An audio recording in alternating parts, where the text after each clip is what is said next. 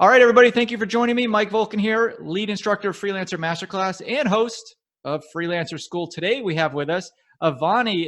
She's a business coach for freelancers, by the way, and she's on a mission to help service-based entrepreneurs get more clients and scale sustainably to six figures and beyond six figures. Avani runs her own UX Strategy Consultancy. It's called Avani Miriyala Strategy and Design. I might have butchered that last name, but you correct me if I'm wrong. Welcome to the show.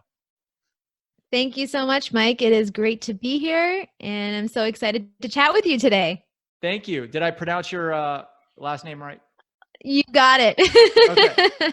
Something I actually met, I haven't met her in person, but I met Avani. I first knew about Avani through her podcast, Six Figure Freelancer. I actually have it on my phone because I was listening to what is my favorite episode here. It's right here. Oh my gosh.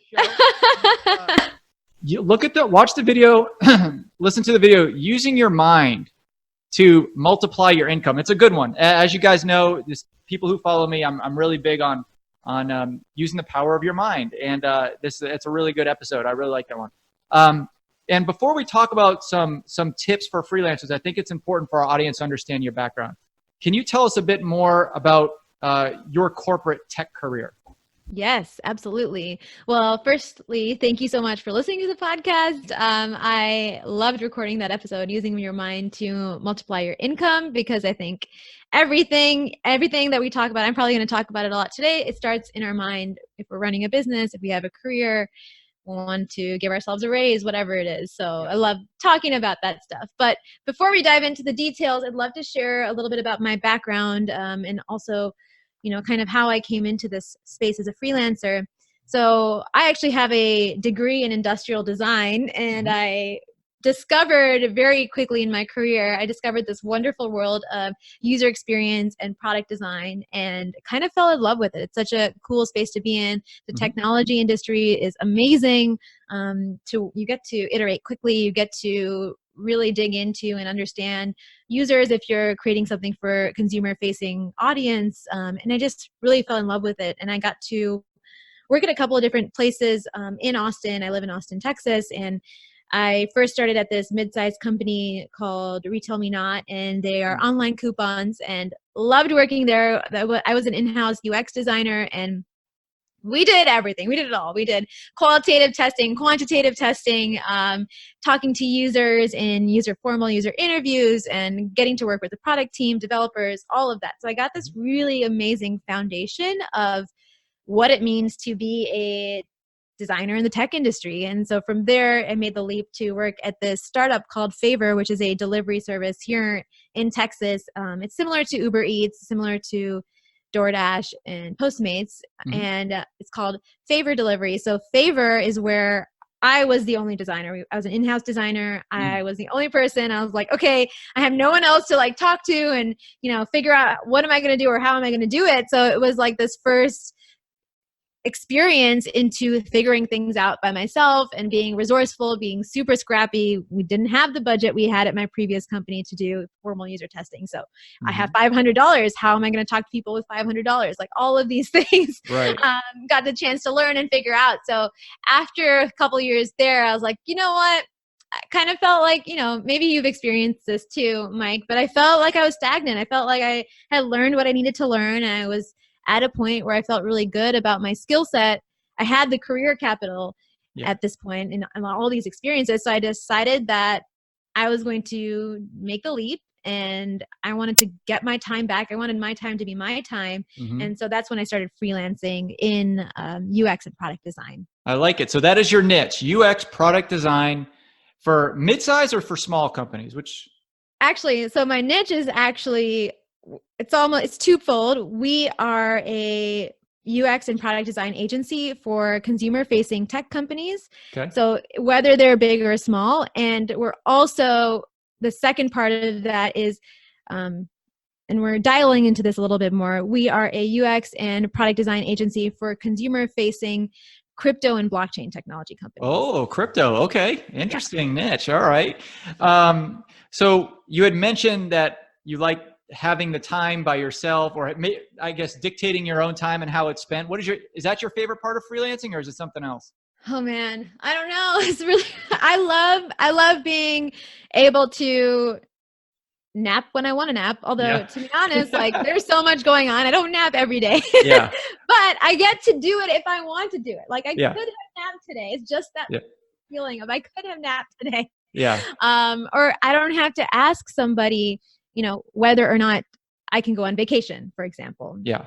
Just those Yeah. little things, having the control and freedom, and I can dial up my income or dial it down. Mm-hmm. I can make as much money as I want to make, and I really believe money is a tool. Money is a tool for impact. So I love being able to learn how to do that myself and share with other people. I know, that's great. And napping is just as much of a benefit. I have an 11-week-old baby at home, and I used to never nap, and now it's a part of my daily routine, right?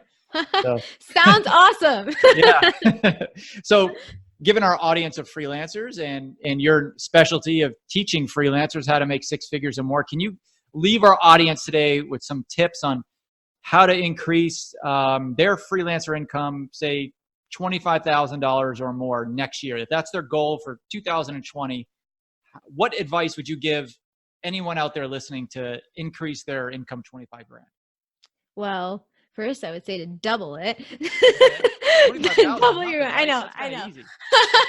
Okay, but I won't be the too aggressive about it. So let's say that is your goal. Let's say 25,000 is your goal. Yeah. I think the thing you have to realize as a freelancer is your most important activity is business development.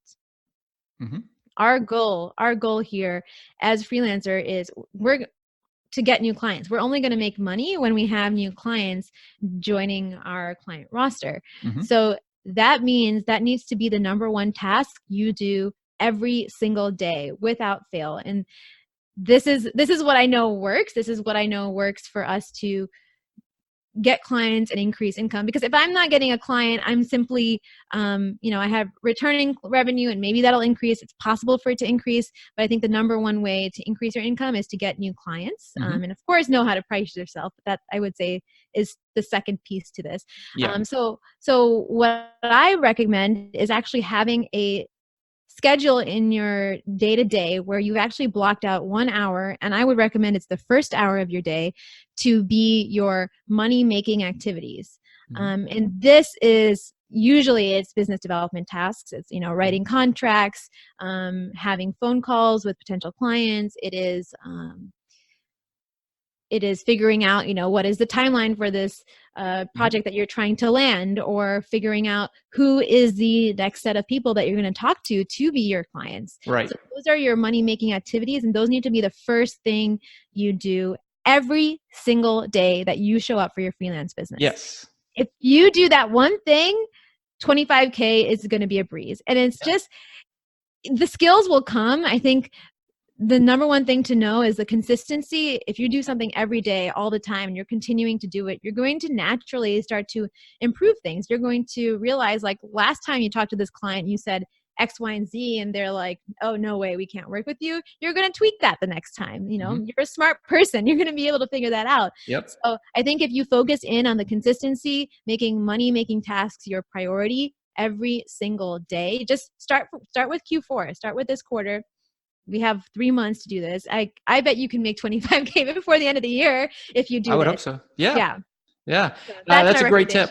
I have. I always say in my masterclass, put it in your calendar and live and die by your calendar, because it's difficult because marketing isn't quantitative in the fact, like, you can't see it. Like you mentioned, doing it every single day. I think of it like going to the gym every day. You'll see yourself lose weight. You'll see yourself build more muscle. It's something you can see and feel proud of. But with marketing, it's kind of like invisible until you start getting those clients. And then something magical happens when you start getting those clients through marketing. You're like, oh my God, this really works. I'm gonna go crazy and do this. And then it doesn't become an issue. But a lot of people, like, they'll start a YouTube channel or start posting on LinkedIn, and they're like, they're shouting into an empty room. Nobody's responding to them. Nobody's watching the videos, and they just kind of feel like it's not worth it. But you got to stick with it for a little bit, and it'll pay off in the end. Yeah, for sure. Yeah, absolutely. We're both a testament to that, right? So tell me a little bit about the client magnet roadmap. It seems very interesting to me. Yes. So the client magnet roadmap is what I've been using in my business. It's essentially the framework that I use in order to have a steady flow of clients coming in. And it's simply a set of systems, I would say, that you can put in place, and they're really simple. One of the systems is being able to schedule in your calendar that you're reaching out to a certain number of people per week. Yeah. And being able to find a way to demonstrate value for a potential client without, going and doing a project for them, doing too much work. Like we don't want to do unpaid work, but a simple way to demonstrate value so that they have to say yes to work with you. So I kind of am breaking these down and giving you a framework on exactly how you can have the steady flow coming in, essentially become a client magnet. So it's a free roadmap that anyone can grab online if they go to my website, avanimiriyala.com/free. Okay. So we'll put that in the show notes. Yes. /free. Okay. Yes. AVANIMIRIYALA.com/free. If you sound out my name, you could figure it out. Yeah. It sounds like it spells. So yeah, it's just, it sounds complicated, but it's really not. So, but yeah, so that's a /free. And it's like what is it, like an 8-week guide, or how long does it take to complete the roadmap? So it's actually a few pages. It's a quick roadmap. And what it gives you is the steps. These are the steps you need to do. But if you're really interested, like if you're actually serious about taking this to the next level and applying it, at the end of the roadmap, I give you a link to join a free class that I have. And it's an ongoing class that I do, which then goes into details like the strategies and the things that you can actually take action on based on the roadmap itself. Cool. So like if I want to know more, if you're serious and you want that 25K extra this quarter or in 2020, you grab that, you read it, and then you can go ahead and follow the next steps, because I want, and the little free class that I give, it's all actionable steps. You should be able to walk away and know exactly what you're going to do next. I love it. I don't like giving advice unless it's something actionable that they can walk away with. Other than that, it's just talk, right? So yeah. That's why I asked you on, because I know you're full of actionable tips based on your podcast. So how can our audience follow you online? Tell us a little bit more about where we can get a hold of you. That's a great question. Well, one, you can hang out with me over on the Six Figure Freelancer podcast. I just recorded some really amusing episodes yesterday. Oh, cool. Yeah. And it's all about like things that I'm learning in my day to day as I'm running a freelance business. All of these things are connected. And what's the rotation for that, by the way? Is it like every Monday and Wednesday, or how often do you publish? You got it. Every Monday and Wednesday. Okay. Or sorry, every Monday and Thursday. Thursday. Okay. Close. Yes. Yeah. And so that's one place. And then the second place you must hang out with me is on Instagram stories, because I'm there all the time. I love hanging out over there, chatting with you on the direct messages. And I'm always on Instagram stories. You can just go to Avani Miriyala and follow me. If you just probably search my first name, you'll be able to find me. And that's where I share what's happening in the day-to-day, any tips that I like come up with. Like today, I found this amazing feature on, like, not a feature, it's an Easter egg on Asana, and I freaked out about it and I shared it on there. So no kidding. Yeah. Apparently, if you hit Tab B, you will get cats on your screen, like overlaid on your screen. That's really random. Weird. That's cool, but random. I love that kind of stuff.